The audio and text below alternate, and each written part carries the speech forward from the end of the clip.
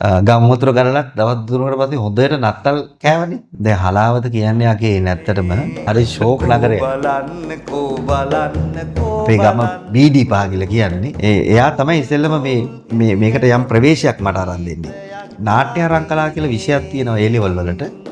ඔයා ඒක මේ පුළුවන් නම් කරන්න. ජාගොඩ වන්නේ දරුවෝ සමග කරලියේ පෙරලි කරයි කියලා දිවයින පත්තරේ ගියා ඒ වෙලාවේ. ඒ පළමු අවස්ථාවේම සම්මාන 6කුත් එක්ක ජයග්‍රහණය කරනවා කියන්නේ ලොකු අභියෝගයක්. අදට අපිට තියෙන ප්‍රශ්නයක් තමයි කොච්චර කණ්ඩායම් තිබුණත් කියන්නේ ගුණාත්මක කණ්ඩායම් තියෙන්නේ කීයද කියන ප්‍රශ්නේ තියෙනවා. අන්නර සම්මත වේදිකාවේ පෙන්වන ළමයට ගැලපෙන නාට්‍ය හා සමාන රැඟුම් වීදියේ වැනි නිදහස් ආකෘතියකට ගෙනල්ලා ඒ ආකෘතිය මේක නිර්මාණය කරා. එතකොට ඒ අත්දැකීම තමයි පොඩි වීදියේ විදියට එන්නේ. බදාගන්න පිකිල්ලිලාගින් නාස බදාගනි. ගොඩාක් වීදි නාට්‍යවල වැඩිහිටි සංකල්ප තමයි කතා කරේ. ඉස්කෝලේක ගිහිල්ලා පන්ති කාමරේ ගිහිල්ලා අහලා බලන්න ළමයිගේ නාට්‍යයක් බලලා දිනවද කියලා. අර අපි අර ගෙදරට පොල් කොටන් නාට්‍ය කරන්න එකතු වුණා වගේ දැන් එයාලා එකතු වෙන්නේ YouTube එකට මොකක් හරි ඇක්ට් එකක් කරන්න තමයි එකතු වෙන්නේ.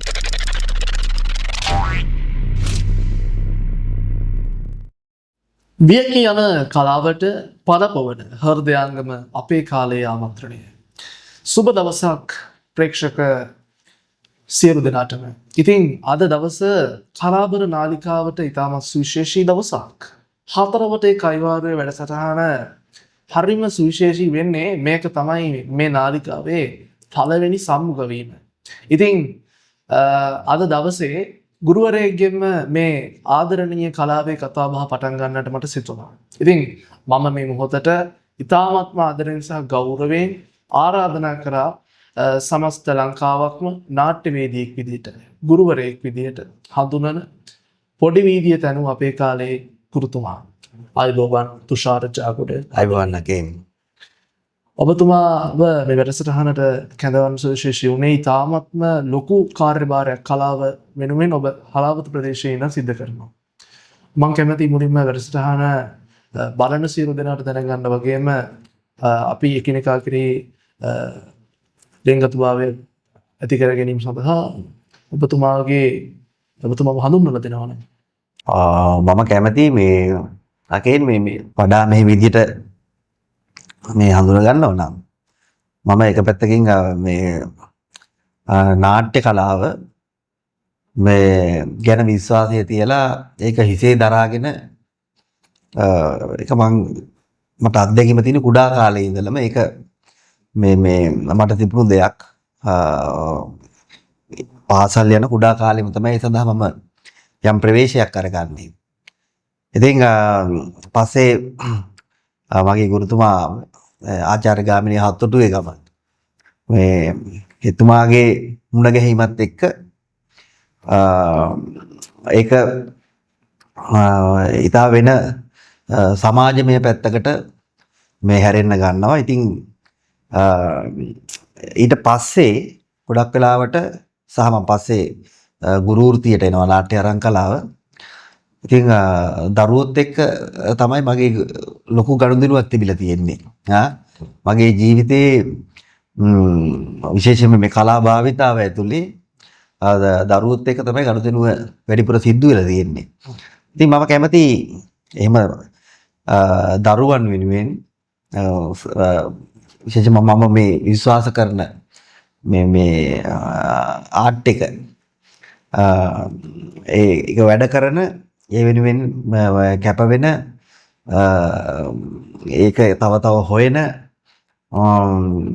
එහෙම කෙනෙක් විදිහට දකින්න තමයි මම කැමති. ඒක තමයි මම කරන්නේ. සහ ඉදිරියටත් ඒක තමයි මගේ භාවිතාව වෙන්නේ. මම කැමති ඔබතුමා මුලින්ම ඉගෙනම ලැබපු අධ්‍යාපන වටපිටාව සහ ඒ පාසල් පරිසරය ගැන කියනවා. මම මේ යකින් මේ ගාල්ලේ දැන් හලාවත පදිංචි වෙලා හිටියට මේ මගේ මුල්ගම ගාල්ලේ වෙන්නේ. ගාල්ලේ යටලමත්ත මහාවිද්‍යාලයට තමයි මම ඉස්සෙල්ලම යන්නේ මේ සාමාන්‍ය පෙළ දක්වා. ඊට පස්සේ මට ඕන වෙනවා මේ මම අර ඉස්සෙල්ලා කිව්වා වගේ මේ මම ওই 7 8 ඉඳලම මේ අපි වෙසක් නාට්‍ය කියන්නේ. වෙසක් කාලෙට පොසොන් කාලෙට මේ යවට ප්‍රදේශවල පොල් කොටන් උඩ මේ ওই බාල්ක දාලා ලෑලි ගහලා මේ ඕකේ පැයකමාර දෙක මේ රැඟුමක් ඉදිරිපත් කරනවා. ඒක ටිකක් මේ මම කියලා තරම් සරලත් නෑ. මට හිතා ගන්නත් තමයි මම ඒ කාලේදී මම මේක කරලා තියෙනවා. මට ඒක අවස්ථාවක් නෙවෙයි අවස්ථා ගණනාවකදීම යම් මේ ඒ වගේම ශිෂ්‍ය කණ්ඩායමක් එකතු කරගෙන මේ මට මතක් වෙනවා මේ මම එතකොට 10 වසරේ හිටියේ. 10 ඉන්නකොට සිංහල ගුරුවරියා හිටිය අපි ආදරය කරන මල්කාන්ති ගුරුතුමිය. මේ ඔක මට හැමතිස්සෙම මතක් වෙන කාරණයක්. එතුමේ මට දවසක් කියනවා මේ මට ඒ ප්‍රදේශයේ ගොඩක්ම ජනප්‍රිය තුෂාර කියලා.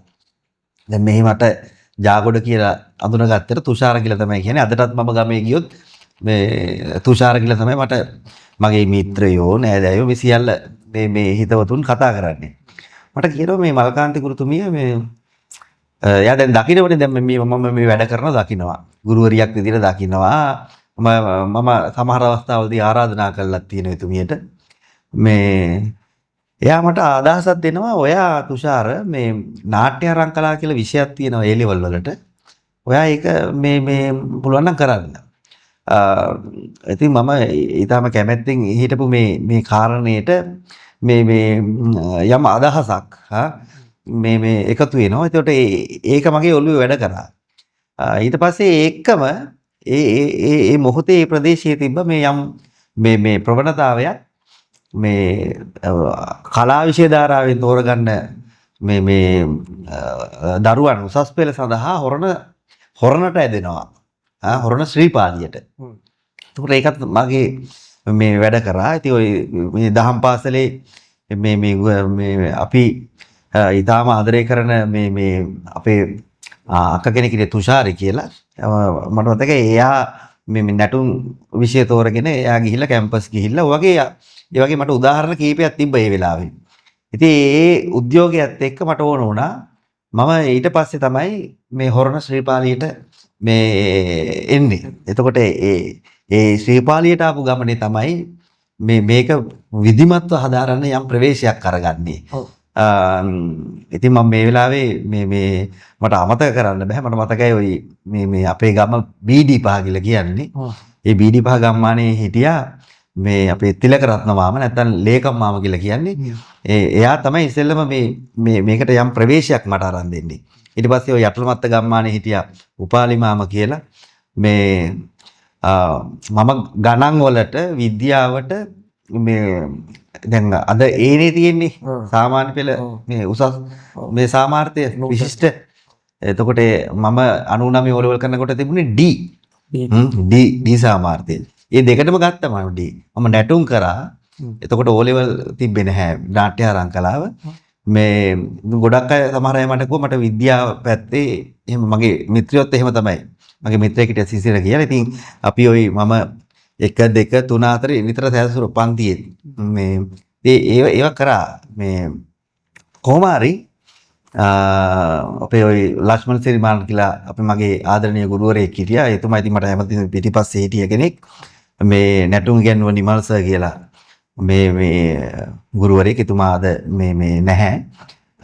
කොහොම හරි ඉතින් අපේ මේ මගේ දෙමව්පියගෙන් ලැබුණු උදව්ව මේ ඒ බලාපොරොත්තුත් එක්ක මම කොහොම හරි ශ්‍රීපාලියට ඇවිල්ලා ඊට පස්සේ තමයි මට හත්තුඩුගම ගුරුතුමා මුණ ගැහෙන්නේ.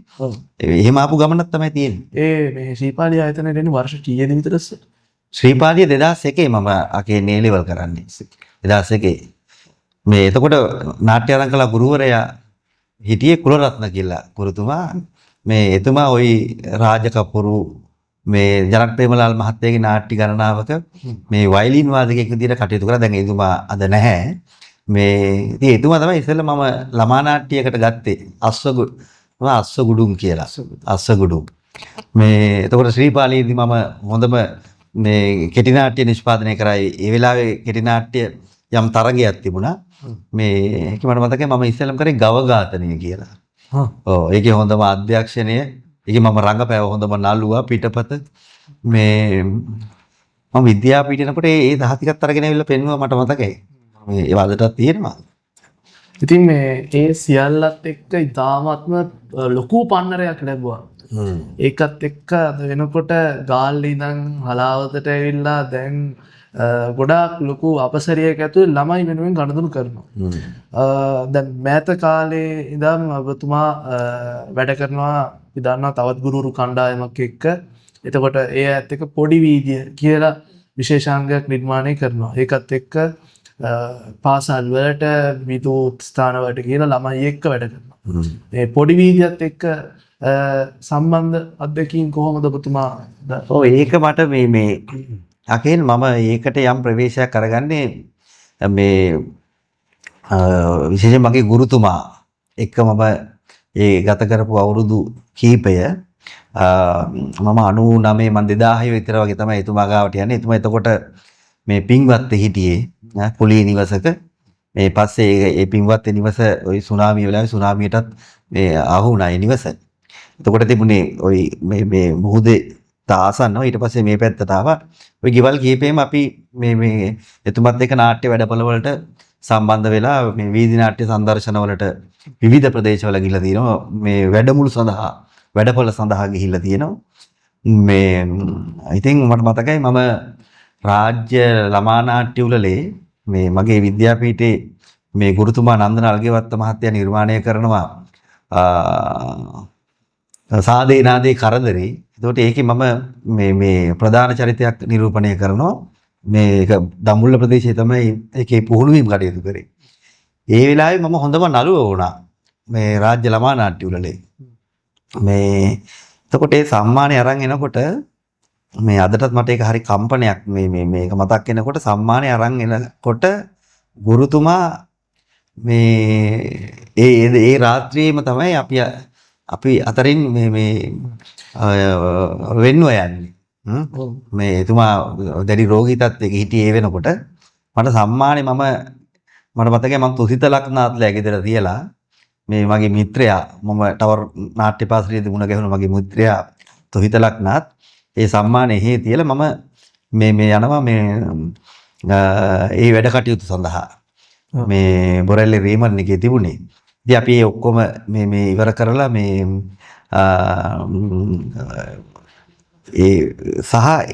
ඒත් එක්කම අපි මේ චමරු පතිරණ කියන මගේ මේ ඒ කණ්ඩායමේ ජ්‍යෙෂ්ඨ සමාජිකයා මේ එතුමාගෙන් පස්සේ මේ වැඩේ මේ සංවිධානය කළ යම් මේ ඒ කියන්නේ ඒක විවෘත වීදි නාට්‍ය කණ්ඩායමේ මේ එකතුව මේක වියකී ගියේ නැහැ. අදටත් ඒක සක්‍රිය පවතිනවා. මේ එතකොට එතුමා නැති වුණත් මට ඒකින් ලැබුණු මේ පන්නරේ උත්තේජනය අපි අයින් වුණේ නැහැ. මොකද අපි අඛණ්ඩව ඒ කාර්යය නියලුණා. දැන් මම මේ පාසල් පද්ධතිය දරුවොත් එක්ක කටයුතු කරනකොට මොකද මගේ වීදි නාට්‍ය සංකල්පය ඉතා ඉහළින් තිබ්බ එකක්. මොකද බොහෝ ගනුදෙනු සිද්ධ වුණේ ඒකත් එක්ක. මේ අපි විවිධ තැන්වල වැඩ කරලා තියෙනවා. ඉතින් මට ඕන වුණා මේ දරුවන් සඳහා දැන් ওই වීදි නාට්‍ය පාසල් වල කෙරෙනවා. නේ වීදි නාට්‍ය කණ්ඩායම් ඕන තරම් ඇති නේ විවිධ පාසල් මට්ටමින් තරුණ කණ්ඩායම් විශ්වවිද්‍යාල මට්ටමින්. දැන් අදට අපිට තියෙන ප්‍රශ්නයක් තමයි කොච්චර කණ්ඩායම් තිබුණත් කියන්නේ ගුණාත්මක කණ්ඩායම් තියෙන්නේ කීයද කියන ප්‍රශ්නේ තියෙනවා. ඉතින් මට ඕන වුණා මේක දරුවන් වෙනුවෙන්. දැන් මම අර ඉස්සෙල්ලා කිව්වා වගේ පාසල් වල වීදි නාට්‍ය කරනවා. දැන් පාසල් යන කාලේ මේ අදට පාසල් යනවා මේ යම් ඒ රැඟුම් වල නිරත වෙලා ඇති. මේ හැබැයි දැන් අපි පොඩ්ඩක් කල්පනා කරලා බැලුවොත් ඒකෙන් වඩා මේ ගුණාත්මක කියන්නේ දරුවන්ට ගැළපෙන ඒව නිර්මාණය කරන්නේ හරීම මේ අඩුවේ. දැන් ළමා මනස උගක් වෙනස් නේ වෙනස්. එතකොට ඒ මට ඕනුනේ ඒ සඳහා යම් ප්‍රවේශයක් කරගන්න. මොකද ගොඩාක් වීදි නාට්‍ය වල වැඩිහිටි සංකල්ප තමයි මේ සාකච්ඡා කරේ කතා කරේ රැඟුම් ඉදිරිපත් කරේ. ගොඩක් වෙලාවට ඒක දේශපාලනයට බරුණ. දැන් වීදි නාට්‍ය ගම එකපාරට දේශපාලන කාරණයක් තමයි එන්නේ. නේ නැත්තම් මොකක් හරි පණිවිඩයක් දෙන්න. එහෙම අදහසක් තමයි එන්නේ. මේ ඒක එක්තරා එක පැත්තක් විතරයි. නමුත් අපි පොදුවේ ඕනම තැනක අපිට රතින්න පුළුවන් විවිධ මේ වස්තු මූල පාවිච්චි කරන මේ කලාවක්. ඉතින් මට ඕන ඒක දරුවන්ට ගැලපෙන විදියට ඒ අනිත් එක තමයි දරුවන්ට ලොකු ප්‍රශ්නයක් තියෙනවා නාට්‍ය බලන්න ගියාම විශේෂයෙන්ම ළමා නාට්‍ය ළමයිට ගැලපෙන නාට්‍ය දරුවන්ට එනවා අඩුයි. විශේෂයෙන්ම කොළඹින් මෙපිට මේ ගමට පාසලට එනවා අඩුයි. ඉතින් දැන් ඉස්කෝලේක ගිහිල්ලා පන්ති කාමරේ ගිහිල්ලා අහලා බලන ළමයිගේ නාට්‍යයක් බලලා තියෙනවද කියලා? හරිම සුළු ප්‍රමාණයක්. ඔව් හරිම සුළු ප්‍රමාණයක් තමයි බලලා තියෙන්නේ. ඉතින් මට ඕනුණා අනිත් පැත්තෙන් අර සම්මත ප්‍රොසීනියම් වේදිකාවේ තියෙන නාට්‍ය අධ්‍යක්ීම මෙන්න මේ නිදහස් ආකෘතියක පෙන්වන්න. එතකොට නැත්නම් මොකද ළමයිට අවස්ථාව අඩුයිනේ හෝල් එකකට ගිහිල්ලා ප්‍රවේශ පත්‍රයක් අර මිලදී අරගෙන නාට්‍යයක් නරඹන්න. එතකොට මම කරේ අන්නර සම්මත වේදිකාවේ පෙන්වන ළමයට ගැලපෙන නාට්‍ය ඒ ආකෘතියේ තිබුණු නාට්‍ය හා සමාන අත්දැකීම් තියෙන රැඟුම් මම අර වීදියේ වැනි නිදහස් ආකෘතියකට ගෙනල්ලා ඒ ආකෘතිය මේක නිර්මාණය කරා. එතකොට ඒ අත්දැකීම තමයි පොඩි වීදිය විදියට එන්නේ. ඉතින් ඇත්තටම අර හත්තුරු ගවසගේ ඇසුරත් එක්ක තමයි මේ ඒ කාර්ය සඳහා යම් ප්‍රවේශයක් මම අරගන්නේ. එතුමාත් වීදි නාට්‍ය කලාවේ තාමත්ම ප්‍රගුණයෙක්නේ. එතකොට ඒ පන්නරයත් එක්ක තමයි ඔබතුමා මේ කාර්යතව්වයට උර දෙන්නේ. එතකොට දැන් නාට්‍ය කලාව ඒ විදිහට යන. එතකොට නාට්‍ය කලාවත් එක්ක සමස්ත කලාව දැන් නූතනය වෙනකොට තාක්ෂණය තාමත්ම දියුණු තත්ත්වයට පත් වෙමින් පවතිනවා. මට ඇත්තට මගේ පෞද්ගලික මතය හැටියට දැන් මට දැනෙනවා ඇත්තට මේ නාට්‍ය කලාවත් එක්ක සමස්ත කලාවක් තියෙනවා අපිත් එක්ක බැඳිච්ච මේ දේවල් මේ සංස්කෘතිය තාක්ෂණය නිසා ඇත්තටම නැති වෙලා යයිද සර්? අපි ඒව රැක ගන්න ඕන නේද? ඔය යම් අභියෝගයක් තියෙනවා. අභියෝගයක් තියෙනවා. නමුත් ඒකේ අවශ්‍යතාවය මේ අඩු වෙන්නේ නැහැ. ඇත්තටම දැන් අපි හිතුවට මේක මෙහෙම මේ තාක්ෂණය සහ මේ විවිධ මෙවලම් එක්ක මේවා මේ තව දුරටත් නිකන් අපිට පේන නිකන් එක අවලංගු වෙයිද වගේ එකක්. හැබැයි මම හිතනවා ඒවයි දැන් තමයි අවශ්‍යතාවය වැඩිපුර මතුවෙන්නේ. යථාර්ථවාදී භාවය තියෙනවනේ. ඒක තමයි. ඒ අවශ්‍යතාවය අපි හිතුවට දැන් තමයි ඒක වැඩිපුර අවශ්‍ය වෙන්නේ. ඉතින් ඔකේ තියෙන ප්‍රශ්නේ අවශ්‍යතාවයේම ගැටලුවක් නෙවෙයි දැන් තියෙන්නේ. දැන් තියෙන අපිට ප්‍රශ්නේ අර ඒ සඳහා භාවිතය ඒ සඳහා යොමු වීමේ ප්‍රශ්නයක් තමයි තියෙන්නේ. අවශ්‍යතාවය තියෙනවා. අවශ්‍යතාවය ඕන තරම් තියෙනවා. ඉඩකඩත් ඕන තරම් තියෙනවා.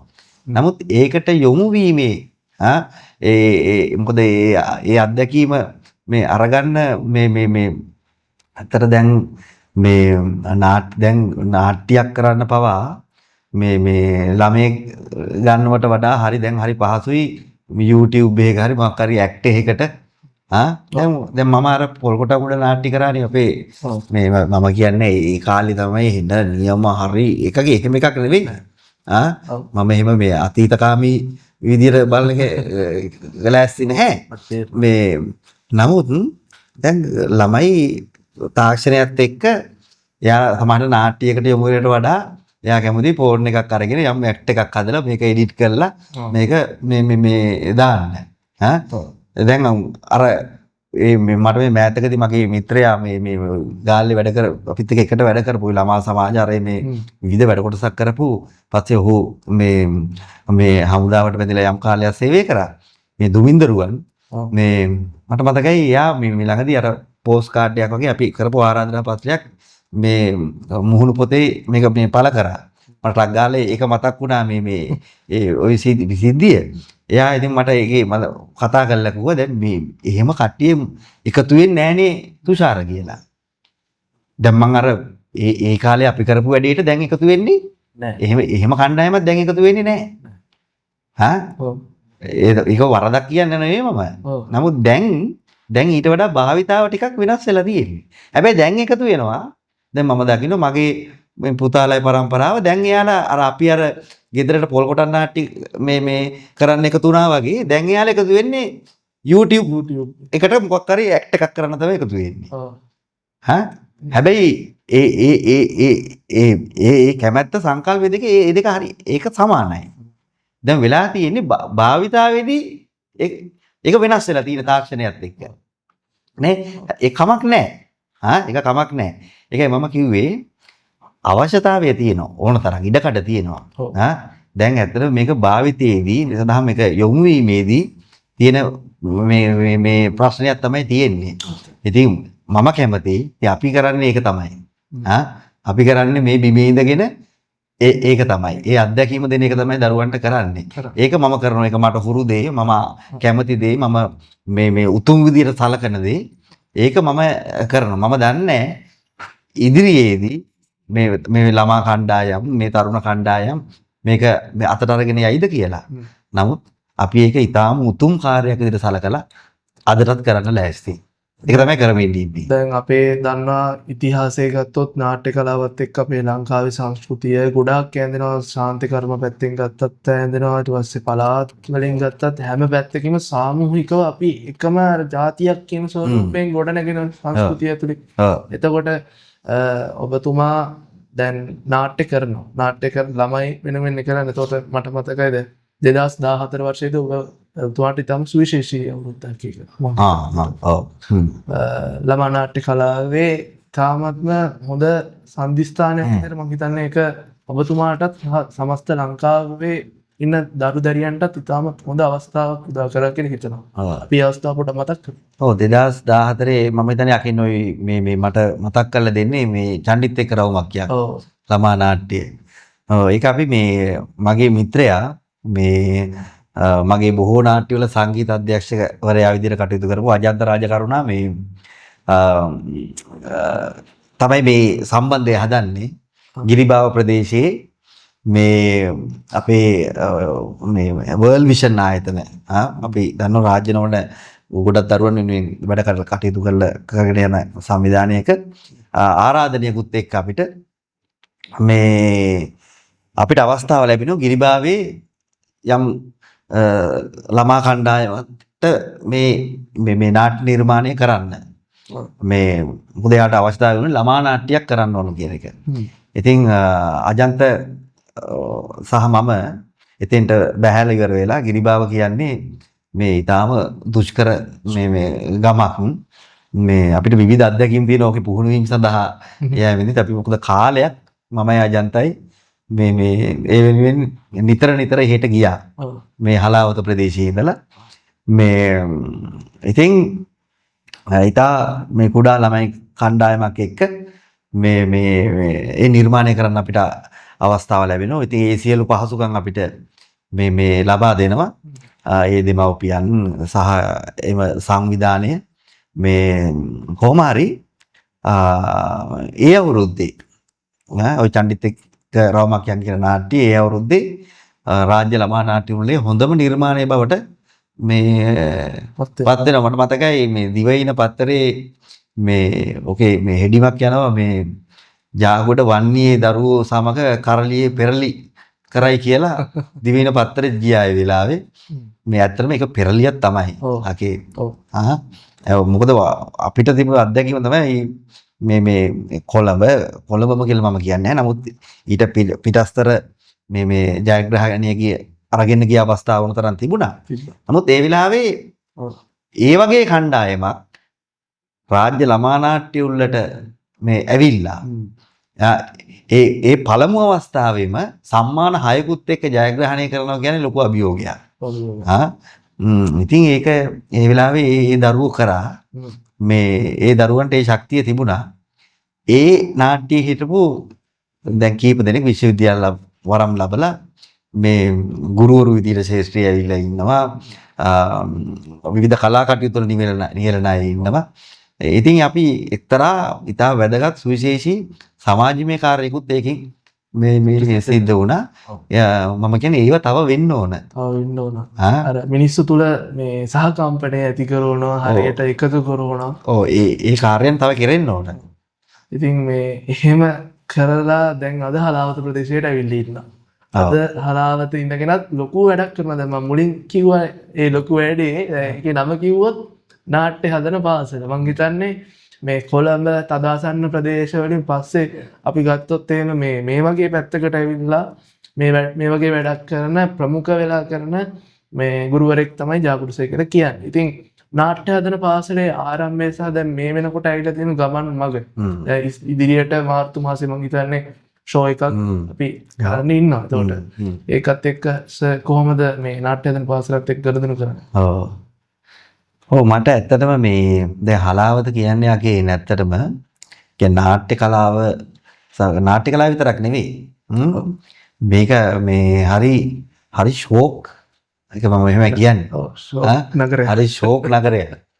නේ මේ ගම්මුතුර ගලලක් දවස් තුනකට පස්සේ හොඳට නත්තල් කෑවනේ. නත්තල් කෑවා. ඒක බහු සංස්කෘතික විවිධත්වයත් එක්ක. ඔව් මේ ඉතින් එහෙම නගරයක්. මේ කලාවට හරි ලැබි පිරිසක් ඉන්නේ. ඉතින් ආදරය කරන මේ විවිධ සමාජ කණ්ඩායම් ජන කොටස් නේ. ඔව් මෙහෙම එහෙම නිර්මාණය වෙච්ච නගරයක්. ඉතින් මේකේ මේ අපි ඉතිහාසයේ ඉඳලා ගත්තොත් එහෙම මේ නාට්‍ය කලාවෙත් හොඳ ප්‍රවේශයක් අරගත්ත කොළඹින් මෙපිට හොඳ ප්‍රවේශයක් අරගෙන වැඩ කටයුතු කරගෙන ගිය නගරයක්. ඉතින් මේ වෙලාවේ මම ඉතාම ආදරෙන් මතක් කරනවා ගාමිණී ජයකොඩි වගේ කියන දරුවන් වෙනුවෙන් මේ ප්‍රදේශයේ විශාල කාර්යභාරයක් කරා නාට්‍ය කලාවේ. ඊට පස්සේ මම එතුමා කොළඹට යෑමත් එක්ක මේ යම් මේ හිඩසක් වගේ හිකුත් මට හිතුණා. කියන්නේ දරුවන්ට පාසල් මට්ටමෙත් ඒක සිද්ධ වුණා. පාසල් මට්ටමෙත් එහෙම ලොකු ප්‍රවේශයක් මම දැක්කේ නැහැ. ලොකු නිහඬතාවයක්. නිහඬතාවයක් වගේ තිබුණා. ඉස්සර මෙහෙන් ওই ළමා නාට්‍ය අර මේ විවිධ නිර්මාණ ඔය අජන්ත රාජකරණවල ඒ කට්ටිය එකතු වෙලා මේ විවිධ නිර්මාණ ජාතික තලයට සහ මේ ප්‍රදේශයේත් යම් අවස්ථාවල එහෙම ඉදිරිපත් කරපු රැඟුම් ඉදිරිපත් කරපු මේ අවස්ථාව වුණතරම් අපිට මේ අත්දැකීම් ඉතිහාසයේ අත්දැකීම් තිබුණා. ඉතින් මට ඕන වුණා මොකද මම දරුවොත් එක්කනේ මම වනාත විල්ලුවේ යම් කාලේ. ඒකට ඒකෙදි ඇත්තටම මට මේ හලාවතත් එක්ක තිබුණු සම්බන්ධය ටිකක් අඩුයි. මේ වනාත විල්ලුවේ ඉඳගෙනත් අපි යම් කාර්යයක් කරා. දැන් මම සතුටු වෙනවා 44 වන යෞවන සම්මාන උළෙලේ හොඳම සහාය නළුවා නිලේෂ් ලක්ෂිත මම ඒක හරි ආදරෙන් මේ වෙලාව මතක් කරනවා. මට ඒක අවසර දෙන්න කියන එක මේක මතක් කරන්න. සහ හොඳම නළුවට නිර්දේශ වුණේ මේ පසින්දු විපුලංක. එතකොට ඒ දෙන්නම වනාත විල්ලුවේ ඉඳලා මම අවුරුදු 7ක් විතර සේවය කරලා වනාත විල්ලුවේ ඉඳලා මම එනවා මැදගම විද්‍යාලයට. එතකොට මගේ මාත් එක්කම උසස් පෙළ හදාරන මම එන නිසා ඒ දෙන්නත් මෙහි ඇවිල්ලා මෙහි වෙනම නිවාසිකව නතර වෙලා මේ පුත්තලමෙන් දෙන්නයි ඒ වෙලාවේ සෞන්දර්ය විශ්වවිද්‍යාලයට ගත්තේ. එකම කාමරේ හිටපු මේ දෙන්නම මේ ඒ දෙන්න බවට පත් වුණා. ඒක හරි විරල අවස්ථාවක්. ඉතින් මේ මම කියන්නේ එහි ඇතර එහි කරපු කාර්යයේ එතර යම් ප්‍රතිඵලයක් තමයි දැන් මේ ඒ අද වෙනකොට එතෙන්ට ඇවිල්ලා තියෙන්නේ. නමුත් අන්නේ ඒ කාලේදී මට හලාවෙතත් එක්ක තිබුණු ගනුදෙනුව චුට්ටක් අඩු වුණා. හැබැයි මම මැදගම පාසලට ආවත් එක්කම මට කියන්නේ හලාවත වැඩිපුර කාලයක් ගත කරන්න අවස්ථාව ලැබෙනවා. ඉතින් මට වුණා අර ඒ පසින්දුරු නිලේෂ්ලා වගේම මේ කණ්ඩායමක් එක වැඩ කරන්න. මොකද මට ඇත්තටම ඕනුනේ වැඩ කරන්න තැනක් හදාගන්න. එතෙන්ට යමයි යොමු වෙලා වැඩ කරන්න තැනක්. ඉතින් ඒක කරනවා දැන්. වෙනකොට ඒක කරනවා. අපි ඒක කරමින් ඉන්නේ. දැන් මීට අවුරුදු 3කට කලින් තමයි මේ අපි ඒක ආරම්භ කරන්නේ. මතන අකෙන්ටත් ඒ අත්දැකීම තියෙනවා. මේ ඉතින් අපි හදපු නාට්‍ය කියලා ප්‍රසංගයක් අපි ඒ අවුරුද්දේ අවසානයේ අපි ඉදිරිපත් කරා. දැන් අපි ඒක දෙකක් කරලා තියෙනවා. මේ මාර්තු මාසේ 18 වෙනිදා මේ මම ඔර දිනේ කිව්වා. මාර්තු මාසේ 18 වෙනිදා මේ සුදුසුන රංගශාලාවේදී අපි තුන්වෙනි මේ හදපු නාට්‍ය ප්‍රසංගයත් ඉදිරිපත් කරන්න බලාපොරොත්තු වෙමින් ඉන්නවා. ඉතින් මම අර මේ දැන් සෑහෙන ප්‍රමාණයක් මේකට යොමු වෙලා තියෙනවා. දැන් අදටත් මේ කතා කරනවා මේකට කොහොමද එන්නේ එහෙම කණ්ඩායමක් ඉන්නවා හිටියා. නමුත් ඇත්තටම තිබුණේ එහෙම තැනක් නැති ප්‍රශ්නයක් තිබුණා. අපි දැන් තැනක් හැදුවා. හදලා තියෙනවා. දැන් ඇවිල්ලා ළමයි වැඩ කරනවා. ඊටාම සතුටුයි. වර්ක්ෂොප් එකක් විදියට වැඩ ටික යනවා. සහ එතන අපි නාට්‍ය හදනවා. දරුවෝ නාට්‍ය හදනවා. රංගපානවා. සතුටු වෙනවා. ඉතින් මේ දැන් මේ කාරණාව කිව්ව ඇත්තටම මේ නාට්‍ය හදන පාසලේ හදපු නාට්‍ය ප්‍රසංගයේ ඉතින් තියෙනවා කියලා දැන් මම කියන්නත් කලින් දැන් මම මුලින් සදාන් කරපු ඔය ව්‍යංගයෙන් සඳහන් කරපු කාරණාව සර් කියලා ඉවරයි. සියලු දෙනාටම ඉතින් දැන් මේ සර් කීවා හලාවත පුරවැලි කියන මුතු පුරවැලයා මුතු ගොඩක් දැන් සර් බිහි කරගෙන යනවා. තව ඉතින් ඒ මුතු වලට පන්නරයක් එන්න සර්ටත් පන්නරයක් එන්න හලාවත නගරයට ඇවිල්ලා සුදුසුන රංගශාලාවට ඇවිල්ලා ආදරෙන් සියලු දෙනාටම ආරාධනා කරනවා මේ ප්‍රසංගය නරඹන්න එන්න කියලා. හොඳයි සර්. එතකොට දැන් අපි මේ අපේ කයිවාරුවේ අවසාන විනාඩි කිහිපයකට ඇවිල්ලා ඉන්නවා. මම කැමති සර්ම හදපු නාට්‍යයක මම පෞද්ගලික කැමති සර් කරන කියනවා නම් මේ චණ්ඩිත් කරවමක් කියන්නේ අර මට කොටස මතක නැහැ හැමේ කොටස ආමක් හම් වෙන කොටසේදී ඒකේ ඒ සින්දුව කියනවා නම් ඇත්තටම කැමති මේ හරි අපූර්ව රසයක් තියෙන එක සර් කියනකොට ඉතින් මම සර්ට ආරාධනා කරන එක කියන්න කියලා. හරි පුදුමයිනේ මේ මොකද්ද මේ කෝ බලන්න හරි පුදුමයිනේ මේ මොකද්ද මේ කෝ බලන්න බූල් කෙඳි වැටිච්ච චීතයක් වගේනේ බූල් කෙඳි වැටිච්ච චීතයක් වගේනේ සීතලටත් හරිම හොඳයි පොරව ගන්න හරිම හොඳයි කෝ බලන්න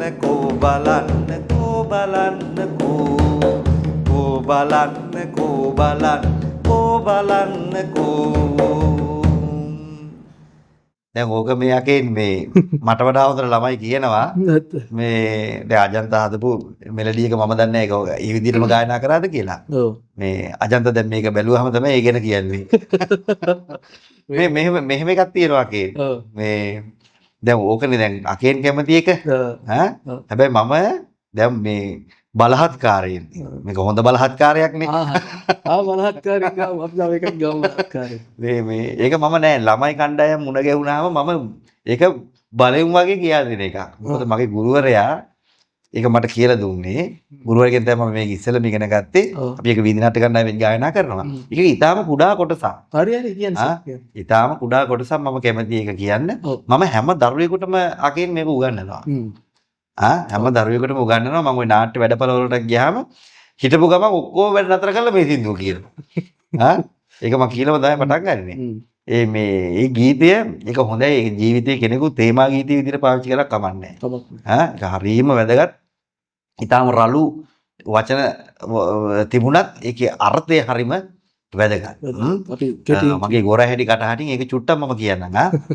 යදම් බිඳල ගෙජ්ජි මාල තනාගනින් ඇඟ සොලවත් අටු ටික හදාගන්න ඉගිල්ලිලාගින් නාස බදාගනි රන් කුරුලෝ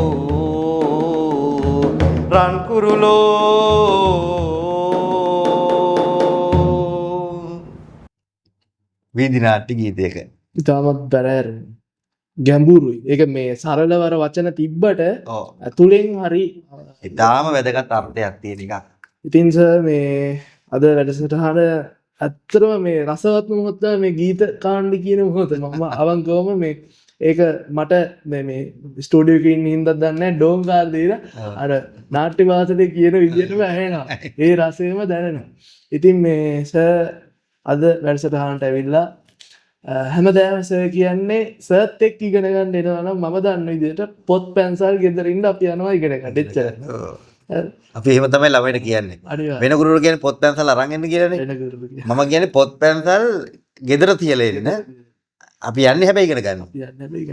ඒක තමයි වෙන්න ඕන. දැන් මේ අද නූතන ක්‍රමයට නූතනවාදී වෙනවා. දැන් මේ අපේ රට එකතන සමහරලාට ඉන්න දැන් අපි ඉගෙන ගන්න කාලේ සර් ඉගෙන ගන්න කාලෙත් රට සංවර්ධිත රාජ්‍යයක් වෙමින් පවතිනවා. ඒකට දැන් ඒක කවදාද ඉවර වෙන්නේ කියලා මමත් ඇත්තටම බලාගෙන ඉන්නවා.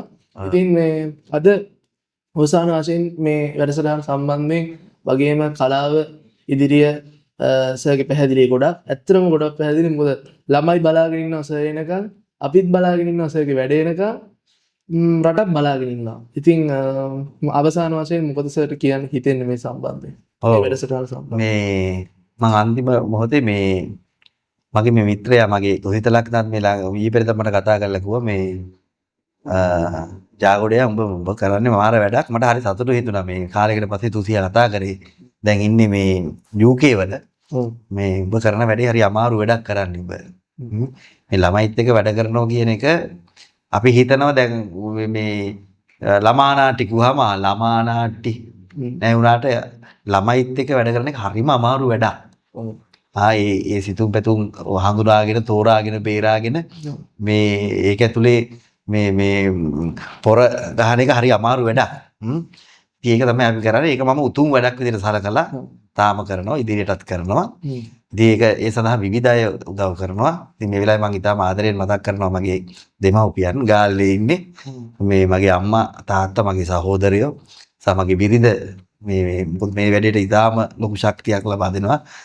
සජීවනී ජාගොඩ මගේ මේ දරුවෝ ඒ මව ඒ සියලු දෙනාම ඒ සහෝදරයෝ ඒ සියලු දෙනාම ඉතාම ආදරයෙන් මතක් කරනවා. සහ මගේ වටේ ඉන්නවා පිරිසක් මේ අපිට උදව් කරන කණ්ඩායමක් විශේෂයෙන්ම අපේ මේ මම ඉස්සර හැමතිස්සෙම කියන අජන්ත රාජකරුණා ඊට පස්සේ නිමේෂ් අධිකාරී අසංක දිමුත් ඊට පස්සේ රවීන්ද්‍ර රණවීර දිවීප මේ වගේ කණ්ඩායමක් ඉන්නවා.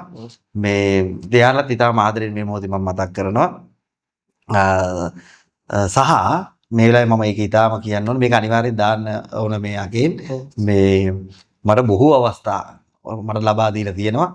මේ කලා ශාස්ත්‍රයේ මේ මම අංගරචනා ශිල්පියෙක් විදිහට කටයුතු කරන මේ අපි ඒක ගැන කතා කරේම නෑ මොකද මම හිතන්නේ අංගරචනය පිළිබඳ මේ අපිට මොකද ඉඩකඩ මදි නිසා මේ විල්සන් ගුරුරත්න මහත්මයා චරිත 7ක් නිර්මාණය කරපු චරිත 7ක් චරිත 8ක් එතුමත් එක්ක මම රටවල් මේ 7-8ක සංචාරය කරලා තියෙනවා. ඒ අවස්ථාව ලැබෙන්නේ එතුමා නිසා මේ ඊටාම ආදරෙන් මේ මොහොතේ මම මතක් කරනවා විල්සන් ගුරුරත්න මහත්මයාත්. ඉතින් අදටත් අපි වැඩ කරනවා සහ මගේ නාරද තොටගමුව මට අංගරචනය මේ සඳහා යම් ප්‍රවේශයක් කරගත්ත මගේ මිත්‍රයා සහ මගේ ගුරුවරයා එක පැත්තකින් මේ මතක් කරනවා. අනිත් එක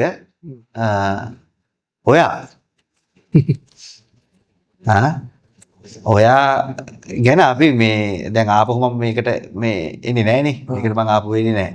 එහෙම එන්න ඕනෙත් නැහනේ. නෑ එහෙම එනේ හැබැයි එනවනම් මම හැබැයි ඒකටත් මම කැමතියි. ඒ එන්නේ මේ අධියරේ නෙවෙයි ඊට වඩා එහා ගිය තැනකදී. එහා ගිය තැනකින් තමයි එන්නේ. නේ? ඉතින් ඒකත් මගේ බලාපොරොත්තුවක්. නේ? මේක මම දැක්ක මේක ඔයා මේ එලි දක්වලා තිබුණා මේ වැඩේ. මේ යන් දැන් පොඩි කාලයක් ගිහිල්ලා තියෙනවා. මේ නමුත් ඔයා යම් නැවත මේ ප්‍රවේශය අරගත්ත එක මට ලොකු සතුටක්. මේ දැන් මේ වගේ තරුණයෝ හැමදැනම නෑනේ. මම මේක අගය කරන්නේ. මේ හිතීමම අති උතුම් කාර්යයක්. මේම හිතෙන එකම හැම තරුණයෙකුට එහෙම හිතෙන්නේ නෑනේ. ඒක කර්මයක් එක විදියකට මම හිතන විදියට. මොකද මම හැම කැමති මේ විදියට තරුණයෝ මේ නිර්මාණත් එක්ක මේක අපි හිතන්නේ මේ සමාජයේ ඉදිරියට ගෙනියනම එක්තරා පැතිකඩක් මේක. දැන් මේක අකේන් වගේ තරුණයෙක් මේක අත ගැහුවේ නැත්තම් ඒ ලොකු හිඩසක් ඒක. මේක එසේම අතර මේ වෙන සම්මුඛ සාකච්ඡා වෙන කෙනෙක් බාලා අනේ මරු මමත් කරන්න පටන් ගන්න ඕනේ කියලා එයාලා ඒක පටන් ගන්නවා. ඔව් එහෙම තමයි මේ වැඩ ඉස්සරහට යන්නේ එහෙමනේ. ඔව්. නේ? එහෙම ප්‍රවේශයක් කරනවා ඒක ලොකු දෙයක්. මේ අපි මේ පැත්තත් මේ විදිහට මෙහෙම ගලාගෙන යන්න ඕන. ඒක අවශ්‍යතාවයක්, සමාජ අවශ්‍යතාවයක්. ඉතින් ඒ වෙනුවෙන් තමයි අකේන්ලා වගේ තරුණයෝ මේකට මේ විවිධ මේ තරුණයන් මේක සම්බන්ධ වෙලා තියෙනවා. මේක සමාජ කාර්යයක්. සමාජ උතුම් කාර්යයක්. ඉතින් මේවා කෙරෙන්න ඕන. ඉතින් මේවා ඔයා කිව්වා වගේ තව ඒවා නිර්මාණය වෙයි. ඉතින් මම අකේන්ටත් සුබ පතනවා. මේ කලාබර වෙනුවෙන් තව මේ වගේ වැඩසටහන් ගණනාවක් මේ විදිහට පටිගත කරලා මේක සමාජයට මුදා හරින්න ඒව දකින තරුණ කණ්ඩායම් ශිෂ්‍ය කණ්ඩායම් දෙමව්පියන් ඒවා අහලා ඒව තේරුම් අරගෙන ඒ සඳහා යම් ප්‍රවේශයක් කර ගැනීම ඔබ කරන ඒ සමාජ කාර්යයේ එක මේ පැතිකඩක්. මම හිතනවා මේක තව ඉස්සරහට මීටත් වඩා දියුණු විදියට යයි බලමු ඉතින් එහෙම දවසක අපි නැවත මුණ ගැහෙන අවස්ථාවක් මුණ ගැහෙමු. අනිවාර්යෙන් සර්. කලාව කියන අවසරය ඇතුළත කතා කරන්න ගොඩාක් දේවල් තියෙනවා. අර ඉවර කරගන්න විදියක් නැහැ ඇත්තට. ඒ තරම් මේ අපි කියන්නේ දෙයක් කතා කරන්න ගත්තාම මේක හරි වැදගත් නම් ගොඩක් දේවල් කියනවා කතා කරන්න. ඉතින් ඒ වගේ වැදගත් චරිතයක් එක්ක අද දවසේ අද මේ විදියට මේ විනාඩි කිහිපයක් ගත කරා. ඉතින් මේකේ ඩිස්ක්‍රිප්ෂන් එකේ තියලා වියලි යන කලාවට පණ පොවන හෘදයාංගම ආමන්ත්‍රණය. ඉතින් මේ හෘදයාංගම ආමන්ත්‍රණයක් තමයි මේ ඔබ සියලු දෙනා ඉදිරියේ දැන් මේ සර් මමත් අපි දෙන්න කතා කරේ. කිසිම ස්ක්‍රිප්ට් එකක් නැතුව ඒක හෘදයාංගම එන දෙයක් අපි ප්ලෑන් කරෙත් නෑ ආවා ඉඳගත්ත කරා. ඉතින් එහෙම කරලා ඔබ මං හිතන්නේ යම් දෙයක් ගන්න ඇති සමාජයට පන්නරයක් වෙන දෙයක් ඉස්සරහට ඔබත් හිතනවා නම් මමත් මෙහෙම කරන්න ඕන කියලා අපි මුලින් කිව්වෙත් ඒක. එතකොට ඒක තමයි වැදගත්ම දේ. ඉතින් නැවතත් මම මතක් කරනවා සර්ගේ ෂෝ එකක් තියෙනවා මාර්තු කීසකේ මාර්තු 18. ඉතින් මාර්තු 18 එන්න හලාවතට මුළු ලංකාවක්ම වගේම මුළු ලංකාවේම දරුවන්ගේ මනස හරි ලස්සනට වර්ණවත් කරන්න පුළුවන් ගුරුවරයෙක් ඒක ආය අපි කියන්න දෙයක් නැහැ මොකද ක්‍රියාවෙන් ඔප්පු කරපු ගුරුවරයෙක්. ඉතින් මම සර්ට ඉස්සරහ වැඩ කටයුතු වලට සුබ පතනවා. ඒ වගේම මේ කලාබර හතර වටේ කයිවාරුව වැඩසටහනට මුලින්ම සහභාගී වෙච්ච මගේ ආදරණීය ගුරුතුමා මම ඒක මතක් කරනවා. මාව මේ තැනට මම පුංචි කාලේ රංග කලාවත් එක්ක වැඩ කරාට මම මේ තැනට එන්න පත් කරේ මගේ සර්. ඒ වගේම සර් ගාවට යන්න මට පන්නරේ දුන්නේ මගේ ආදරණීය පාසලේ ආදරණීය නාට්‍ය ගුරුතුමා බුද්ධික සර්. ඉතින් මම ඒ සර්වත් මතක් කරනවා. වගේ මට උගන්වපු මට ගුරුවරයෙකුන් දීපු හැම කෙනෙක්ම මම මේ වෙලාවේ මතක් කරනවා. ඉතින් සර් අපි ආයෙත් දවසක හම්බෙමු. එහෙනම් වියලි යන කලාවට හෘදයාංගමව ආමන්ත්‍රණය කරලා පණපවන්න ආයම හතර වටේ කයිවාරුවත් එක්ක ලස්සන කලාකාරයෙක් එක්ක මේ වගේ ලස්සන වටපිටාවක සමහර විට ඊටත් වඩා වෙනස් වටපිටාවක අපි නැවත හමු වෙමු. එහෙනම් ඔබ සියලු දෙනාටම ආවඩා ආයුබෝවන්.